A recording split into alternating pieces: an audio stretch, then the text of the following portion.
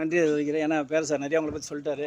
இன்றைக்கி சிறு படம் தான் திரையுலகத்தை இப்போ காப்பாற்றிட்டுருக்கு, மீடியாவையும் காப்பாற்றிருக்கு. காரணம் என்னன்னு கேட்டால், நீங்கள் அதிக லெவலில் நீங்கள் படம் பூஜை போகிறதே சின்ன படங்கள் தான்.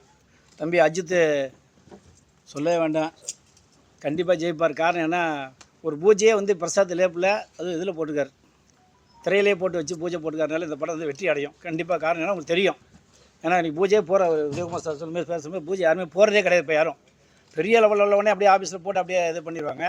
ஆனால் இன்னைக்கு எல்லாரையும் பார்க்க வச்சு இன்றைக்கி ஒரு 420 அப்படின்னு போட்டு இன்றைக்கி உங்கள் மத்தியில் பூஜை போட்டுக்கிற படம் மிகப்பெரிய வெற்றி அடையணும். காரணம் என்னன்னு கேட்டால் தைரியம் தான், தன்னம்பிக்கை தான். எல்லாமே வாழ்க்கையில் வந்து ஜெயிச்சுமே தான். என்றைக்கு நம்ம முடிவெடுக்கிறோமோ ஜெயிச்சிடுவோம், நம்ம என்றைக்கு யோசிக்கிறோமோ தோற்றுருவோம். அது மைண்டில் வச்சுங்க.